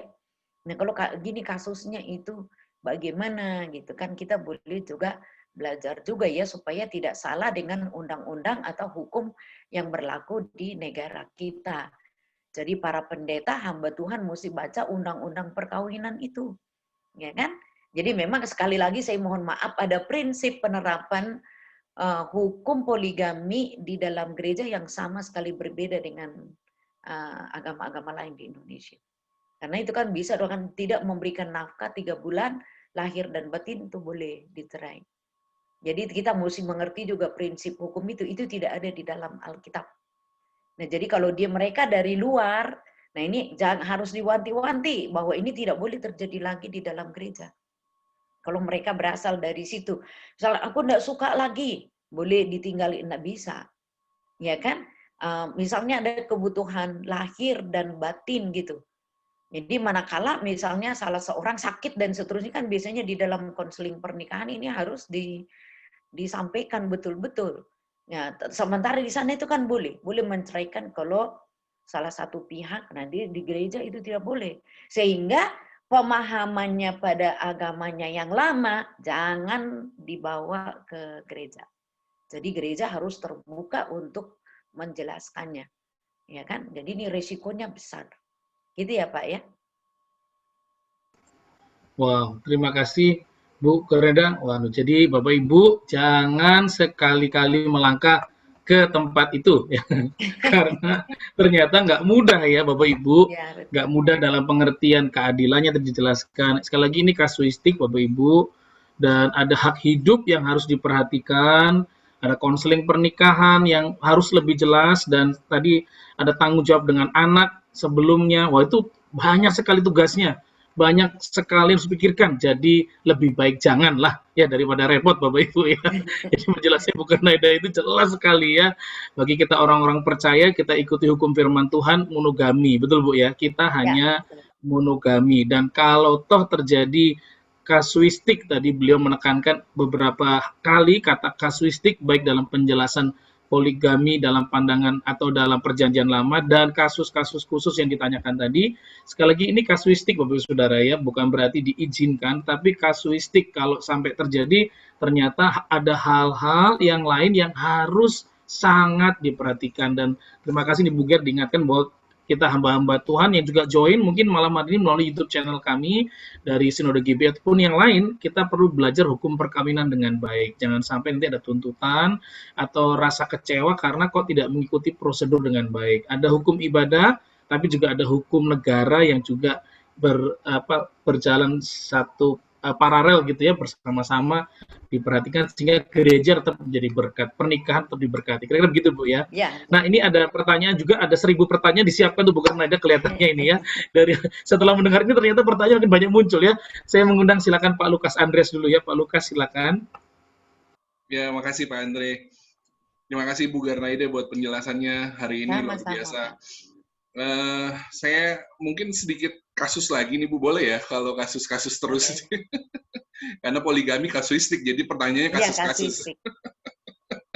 Ya, nah, kalau seandainya ada kasus, ada orang yang sudah menikah, orang Kristen yang sudah menikah, dan dia tidak mencatatkan diri ke catatan sipil, dan setelah itu dia pindah gereja dan dia menikah lagi, laki-laki ini menikah lagi, diberkati di gereja tanpa tahu gereja itu bahwa dia sudah menikah sebelumnya, dan dia menikah dengan perempuan yang berbeda. Nah, kira-kira pas diberkati itu, pemberkatan mana yang sah tuh ya Bu ya, kalau mau ditanya, yang pertama atau yang kedua, dua-duanya diberkati di gereja soalnya. Iya.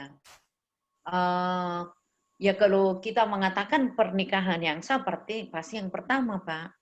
Karena yang kedua kan dia, makanya itu dia perlu teliti ya di dalam asal muasal dari, biasanya kita kan ada keanggotaan jemaat. Karena yang pertama kan dia udah biasanya kan di dalam pernikahan gereja kita punya sertifikat itu untuk mengurus catatan sipil dong Pak.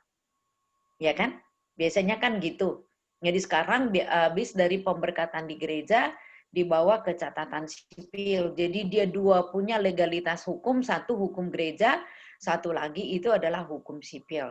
Nah sekarang ternyata ke gereja lain menikah lagi. Nah disitulah pentingnya gereja kedua ini kita tidak boleh curiga dengan orang gitu ya. Nah, tetapi di dalam konseling pernikahannya mesti lebih detail. Ya kan? Lebih detail karena kan enggak tahu yang pertama itu tadi bercerai nggak Pak ya? Di gereja pertama? Enggak. Cuma tidak mencatatkan di catatan sipil saja. Oh, dia tidak mencatatkan di catatan sipil. Berarti yang ada kan catatan di gereja ya. Jadi kan mesti lebih tinggi yang mana? Mestinya lebih tinggi hukum gereja dong ya. Karena kalau di catatan sipil itu kan urusannya dengan anak. Udah punya anak belum ya? Di pertama? Sepertinya udah, Bu. Nah, jadi anaknya pasti lahir di luar nikah itu statusnya. Nah, itu kan kasihan anaknya jadi korban. Begitu. Nah, jadi kalau kita mau lihat, memang yang benar adalah di yang pertama. Sayangnya kan tidak dicatatkan. Tadi saya pikir udah dicatatkan di negara. Nah, jadi kalau di yang kedua yang berarti menang dia, Pak. Karena dia dicatatkan di dalam negara. Tapi terjadi, ya semacam pembohongan ya kepada gereja yang awal dong. Ya, jadi mestinya dilaporkan bahwa ini akan menikah gitu. Nah, kalau tidak ada catatan itu, maka orang punya dalil, Pak. Untuk, karena gereja kan pasti tidak menuntut. Kalau misalnya berpisah, tidak ada hukum negara, biasanya dia kan akan punya dalih. Dikatakan saya tidak mengasihi dan seterusnya. Kalau begitu memang catatan pernikahannya berarti di yang kedua lebih kuat, Pak. Karena dia punya catatan dari gereja, terlepas dari gereja Alpha ya. Yang gereja yang kedua, Alpha, untuk melakukan konseling. Dan kedua, mereka mencatatkannya secara hukum. Jadi kalau di dalam pengadilan negara, maka yang dibawa itu yang di pernikahan kedua, Pak. Cuman nanti anak dari pernikahan pertama itu, siapa yang memikul tanggung jawab moralnya? Karena ayah dengan ibunya tidak mencatatkan, dan itu menjadi beban psikologis seterusnya untuk anak. Jadi di kemudian hari kan, kalau dia mencatatkan diri, taruhlah misalnya mau CD, mau apa, kan dia bawa akta lahir, mau urus KTP, urus macam-macam, lalu ada dokumen itu. Dan itu tanggung jawab moral ayah dengan ibu loh itu. Jadi dia kan menjadi beban terus untuk anaknya. Jadi kalau anaknya tanya, ini papi kenapa saya lahir di luar nikah? Itu gimana jawabnya itu ya? Ya papinya pasti kan, enggak, saya menikah di dalam gereja kok. Pasti jawaban-jawaban apa namanya, jawaban-jawaban taktis begitu pasti akan itu, oh dulu terlambat bawa ke catatan sipil. Tapi ini luka anak ini siapa yang bertanggung jawab untuk itu dari istri yang pertama. Nah sekalipun yang kedua memang pasti ada legalitas hukum. Nah biasanya kalau begitu perlu memang di cross check dengan gereja awal mengenai status dari pernikahannya. Tapi biasanya kalau misalnya apalagi datangnya dari luar kota, Pak, ya kan udah lama begitu, biasanya apalagi di Jakarta apakah selalu akan dicek ke gereja lamanya di daerah, itu belum tentu kelihatannya. Karena barangkali juga di dalam kasus tertentu perceraian terjadi kan kita seperti mengurai benang kusut biasanya kan, pasti ada banyak faktor, ada banyak persoalan dan seterusnya. Tapi memang kalau Bapak tanya dari hukum negara pasti yang kedua, Pak, karena dia ada catatan sipil. Ya kan? Nah, itu sama dengan misalnya kita kan suka memberkati saudara-saudara kita yang kawin adat, ya kan? Jadi kalau kawin adat kan Pak tidak ada catatan sipil kan biasanya kan?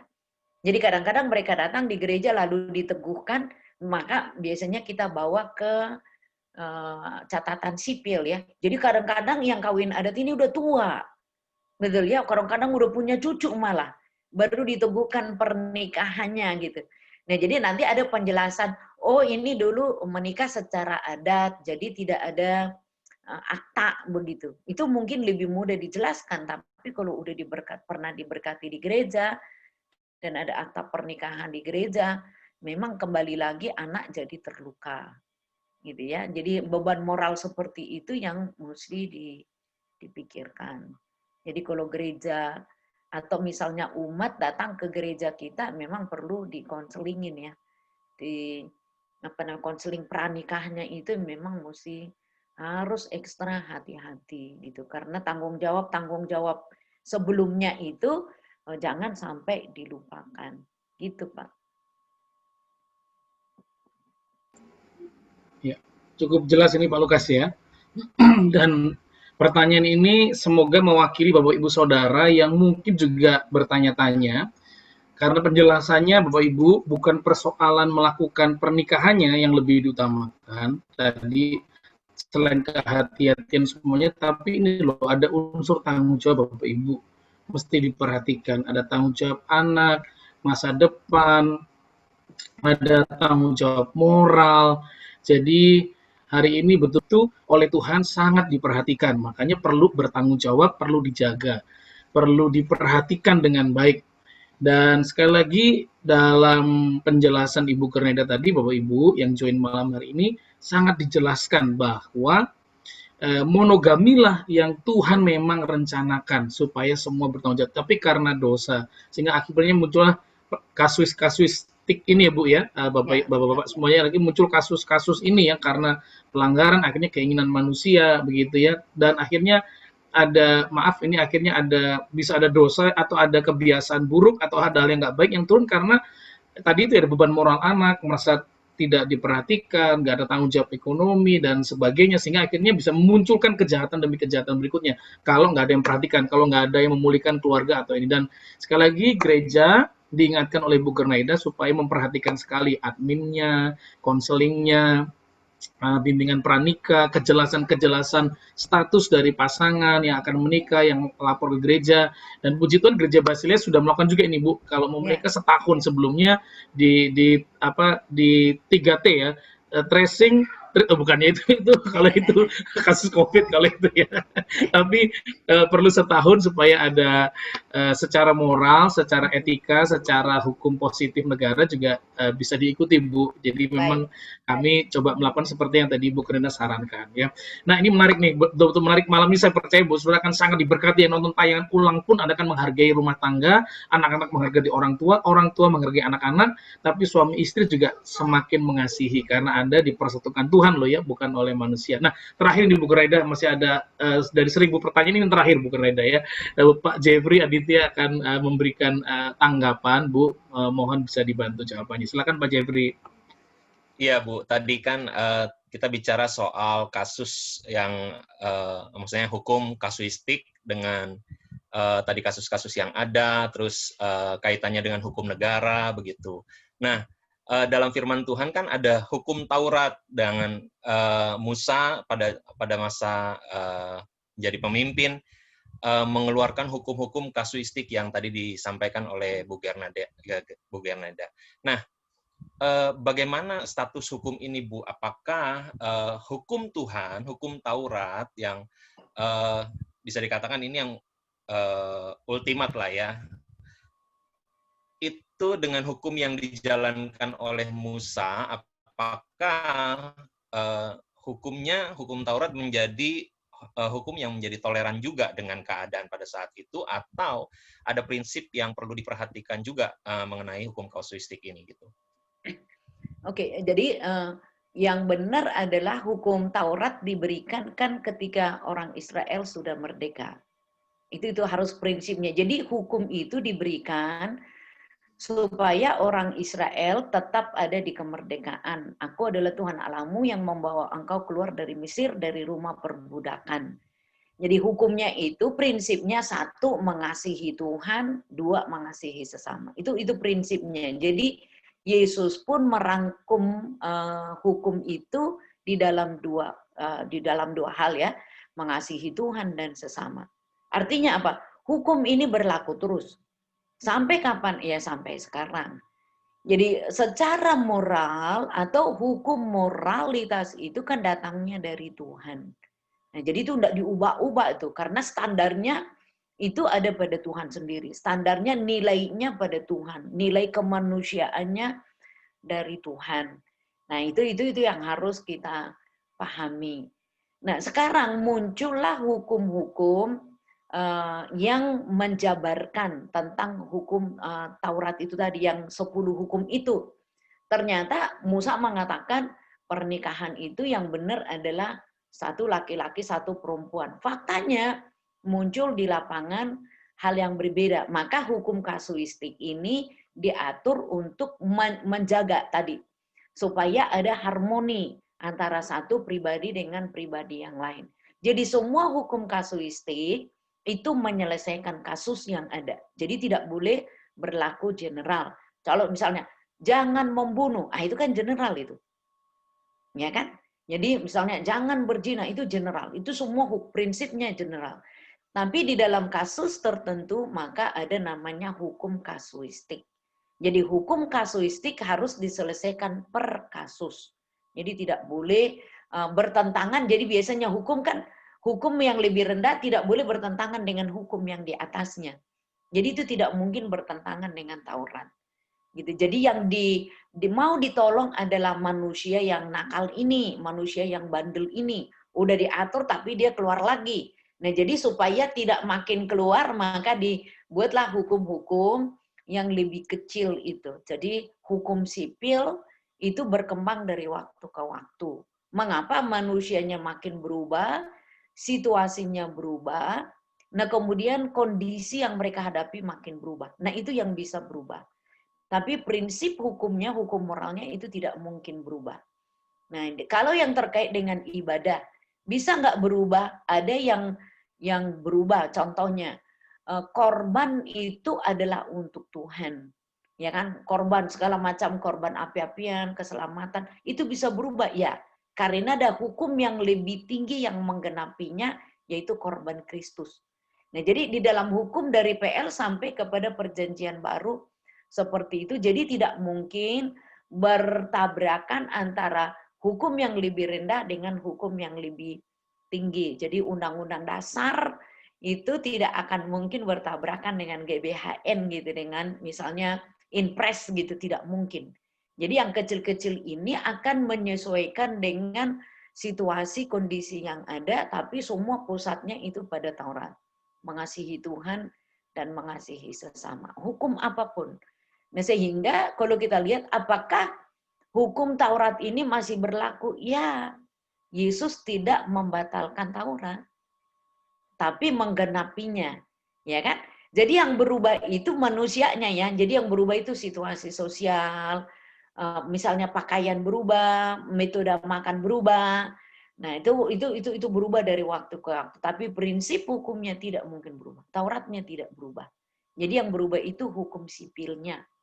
Yang berubah hal-hal yang menyangkut manusia dengan sesamanya. Contohnya dulu kan enggak boleh aborsi, enggak boleh. Nah, tetapi kenapa ada aborsi misalnya jatuh? Nah, itu kan jadi kasuistik. Ya kan? Jadi enggak boleh aborsi tapi ibunya jatuh jadi ada keguguran gitu.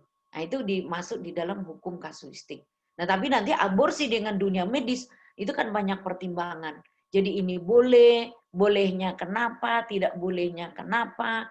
Jadi pertimbangan etis akan selalu mendampingi Taurat, itu sudah pasti. Jadi yang etis inilah yang berlaku di dalam masyarakat, tapi tidak mungkin bertentangan dengan Taurat. Gitu ya, Pak Jeffrey. Mungkin yang mau saya pertegas adalah begini, Bu. Kalau hukum Taurat kan tadi mengatakan, Ibu tadi sempat singgung jangan berzinah gitu kan, itu hukum yang umum ya. Nah, karena dengan adanya poligami ini, otomatis kan melibatkan zinah, Bu. Artinya dia melakukan hubungan seks dengan wanita lain selain istrinya gitu. Nah, apakah dengan hukum kasuistik ini menjadi perbuatan itu menjadi bukan zinah lagi gitu? Oke, jadi kalau di dalam hukumnya Musa itu diatur, Pak, gitu. Jadi kalau misalnya kedapatan seorang suami, tiba-tiba dia tidur dengan perempuan, ini perhadapkan dengan hukum, Pak. Jadi satu, apakah dua-duanya dirajam dengan batu? Atau yang kedua, kalau ini perempuan ini adalah budak, jadi dia bisa dilindungi oleh bapak yang melakukan tadi ini. Dijadikan dia menjadi kundik. Jadi bukan istri ya, kundik. Jadi itu digunakan hukum apa? Hukum budak, Pak. Nah, artinya si yang tidur dengan dia ini tidak dirajam dengan batu, karena kalau diperhadapkan dengan umum kan pasti dirajam batu. Cuman dia kan statusnya budak, yang satu orang merdeka. Orang merdeka tidak bisa tiba-tiba dihukum rajam. Nah, jadi nanti dibawa ke pengadilan kan. Jadi nanti imam akan lihat, kamu tuh bagaimana? Oh, itu betul saya berzina, saya boleh dihukum, tapi saya mau tebus. Jadi dijadikan menjadi kundik. Jadi dia tidak jadi istri tapi dipelihara hidupnya, dijamin hak-hak hidupnya, tapi dia tetap tidak bisa jadi istri. Jadi makanya digunakan oleh Musa itu hukum kasuistik. Jinahnya tetap makanya dia dibawa ke pengadilan. Jadi dia hakimi walaupun dia orang merdeka, tetap dia dituduh sebagai orang yang melakukan perzinahan. Nah, dalam kasus tertentu laki-laki kan tidak mau bertanggung jawab kan, apalagi dia orang merdeka, yang dirajam itu perempuan, Pak. Itu sebabnya Musa kan tidak mau tiba-tiba, wah ini perempuan kan siapa tahu juga jadi korban. Misalnya korban perzinahan atau korban perkosaan. Karena gini, kasus di dalam perkosaan sama seperti kita, siapa saksinya, gitu loh. Apakah nanti perempuan ini akan bersaksi dia sendiri? Nggak bisa, Pak. Harus ada orang lain yang menjadi saksi, oh betul dia diperkosa, maka kedudukan perempuan nanti bisa agak aman. Kalau si laki-laki dia bilang, oh dia yang menggodai saya, ini orang merdeka, ini perempuan bisa dirajam, Pak. Nah, jadi kasus zinanya tetap akan dibawa ke pengadilan. Tapi kadang-kadang laki-laki ini bisa bermurah hati, betul, saya berzina tapi saya mau bertanggung jawab, saya bayar ganti rugi namanya. Jadi ganti ruginya itu macam-macam. Atau si perempuan ini boleh dipelihara sebagai statusnya semacam di atasnya budak, tapi dia tidak diapa-apain, diberikan aja hidup begitu. Dia tidak dijadikan istri, tapi dia dijamin hak hidupnya. Jadi macam-macam pilihan di dalam hukumnya Musa itu. Sebab yang kalau di dalam poligami ditemukan berzina, rajam batu, Pak. Nah, ingat selalu korban adalah perempuan. Gitu ya. Nah, jadi supaya dia tidak jadi korban terus, maka Musa mengaturnya di dalam hukum kasuistik. Jadi misalnya ketemu di jalanan, tiba-tiba suka sama suka, lalu mesti diperkosa. Ingat enggak kasusnya Yehuda dengan Tamar? Ketika dia hamil, tapi yang licik kan si Tamarnya kan sebetulnya kan. Tapi dia ada tanda. Loh, kamu itu janda kok bisa hamil gitu. Dia kan diperhadapkan ke pengadilan. Sebab Tamar itu harus dirajam batu. Nah, lalu dia katakan, orang yang kasih ini loh sama saya. Nah, jadi kan ada bukti. Maka ketika tahu, lah itu kan Yehuda. Yehuda melindungi Tamar. Nah, ingat tadi tujuannya untuk apa? Jadi seolah-olah Alkitab kan itu kan kok sadis banget. Tujuannya Tamar hanya satu, keturunan. Ya kan? Jadi hanya boleh untuk itu. Makanya dikatakan hukum kasuistik. Jadi nggak boleh, kalau begitu boleh dong. Untuk suka sama suka lalu nanti bikin tanda, ya nggak bisa. Jadi setiap hukum kasuistik itu sekali lagi harus diselesaikan secara kasuistik. Jadi apakah di sisi poligami ini akan dijumpai nanti perzinahan? Jelas sekali, Pak. Jelas betul. Ingat di anak-anaknya juga, anak-anaknya Daud ya, saling suka sama dengan saudaranya sendiri. Wah, itu lebih bahaya lagi, itu incest luar biasa itu. Ya kan? Nah, cuma karena dia pemilik hukum, nah kemudian para imam tidak berani bertindak, tapi itu akan menjadi noda terus-menerus. Jadi perzinahan bukan hanya karena poligami juga, perzinahan karena incest juga bisa, tetapi apakah di dalam poligami itu terselip sisi itu jelas sekali. Pasti jelas. Gitu ya, makanya statusnya supaya tidak zina seperti Yakub dengan Bilha itu jadi gundik. Karena itu status hukumnya gundik ada, Pak. Gitu. Jadi kasuistik lagi. Itu ya, Pak ya. Baik, Bu, jelas, Bu. Terima kasih. Wow, terima kasih sekali lagi Bu Gernaida. Ini luar biasa, nggak terasa loh nih, Bapak Saudara, cepat sekali kuota habis. Waktunya maksud saya ya. Waktunya udah hampir 2 jam, Bapak Saudara ya. Ini luar biasa ya. Dan saya saja diberkati, Bapak-bapak yang di sini juga diberkati. Saya percaya Bapak Saudara yang menikmati YouTube channel pengajaran hari ini juga sangat diberkati. Dan sekali lagi Bapak Saudara ya, kalau kita perhatikan pengajaran dari malam hari ini yang dijelaskan oleh Bu Gernaida, tadi dijelaskan di awal sekali tentang bagaimana masa patriark itu muncul gitu ya. Tapi jelas Tuhan tuh mengasihi laki-laki dengan perempuan. Artinya wanita dari tadi jelaskan ada hak hidup, harus diperhatikan, tidak dibuat semena-mena atau maaf kemudian tadi dalam penjelasan terakhir dari Bu Gernaida adalah kemudian prianya nakal, jahat, akhirnya supaya dirajam sang wanita saja, misalnya begitu ya terjadi. Tapi tadi dalam penjelasan menunjukkan bahwa di perjanjian lama Tuhan itu sangat adil, Tuhan itu sangat peduli hak-hak para wanita bahkan budak sekalipun sangat-sangat diperhatikan.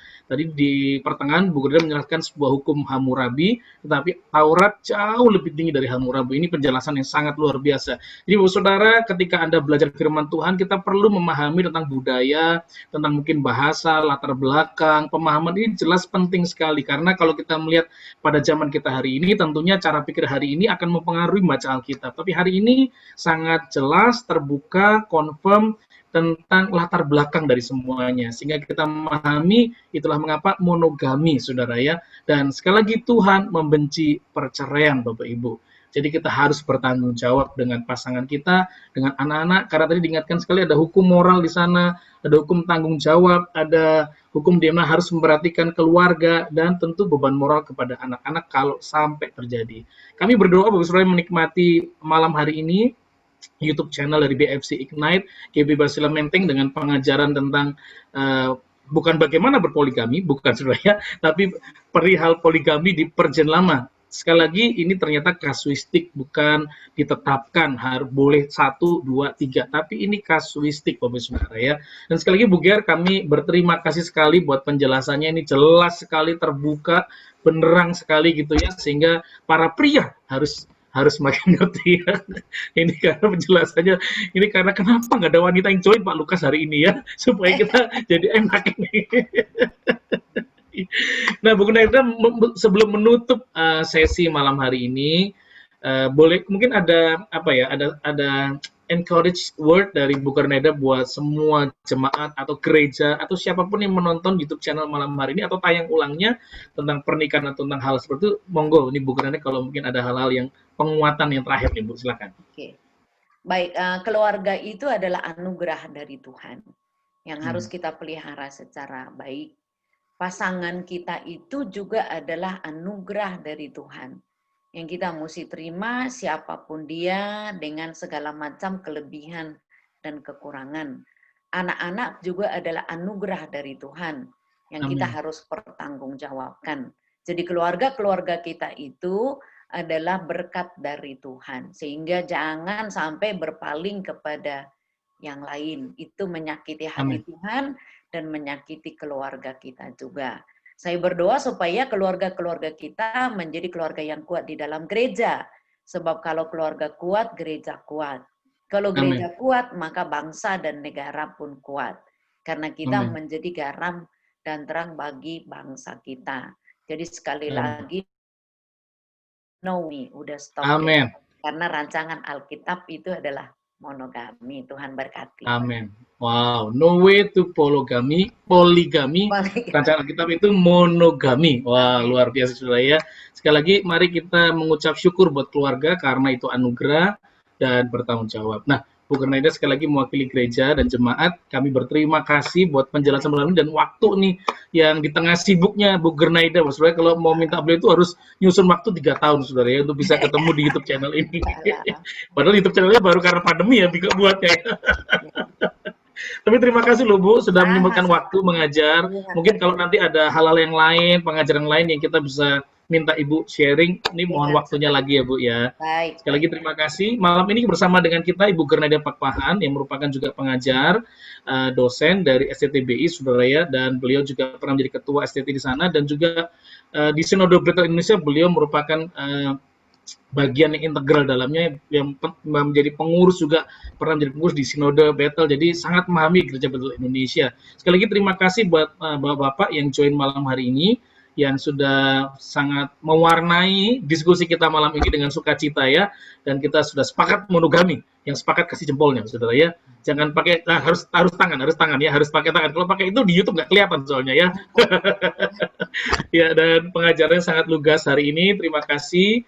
Dan kiranya Tuhan akan berkati Bu Saudara yang juga menonton tayangan ulang dari YouTube channel ini, Anda akan diberkati dan Anda menghargai, menghormati, bertanggung jawab dengan keluarga Anda.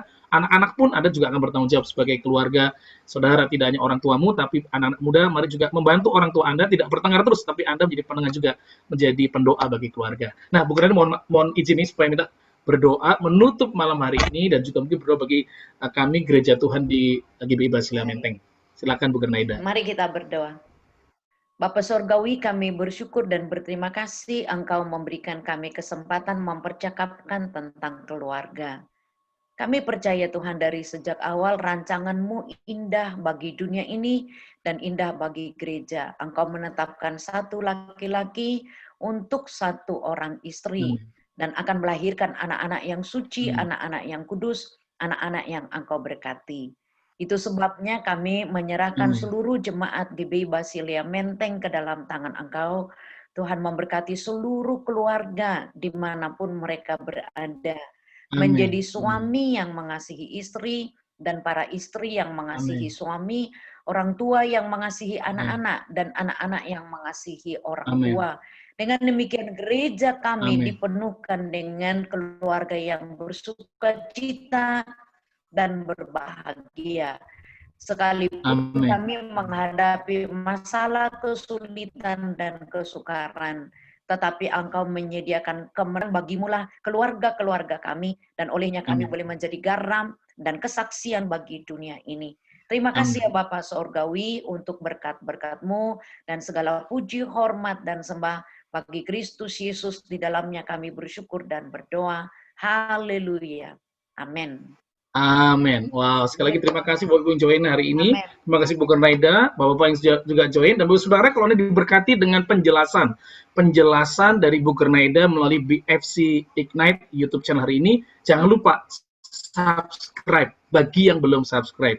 Dan kalau Anda masih mendapatkan pengajaran luar biasa setiap hari Rebo jam 8 malam, maka Anda bisa pencet belnya. Jangan bel di rumah Anda, tapi di YouTube channel ini. Dan kalau bel di rumah Anda nanti nggak ada notifikasi dari kami, saudara ya. Jadi Anda bisa subscribe, dan kalau Anda merasa kayaknya ada teman saya, sahabat saya, keluarga saya perlu pengajaran ini, nah Anda bisa fotokopi, di copy linknya dan di share. Maka pengajaran Buker ini tidak berhenti di tempat ini, tapi juga akan terus menjadi berkat bagi seluruh keluarga Kristen. Sekali lagi Tuhan Yesus berkati. Selamat malam semuanya, Bapak Ibu Saudara, Buker Naida, Pak Melki, Pak Lukas, Pak Jeffrey, Pak Victor. Terima kasih. Tuhan Yesus memberkati. Shalom.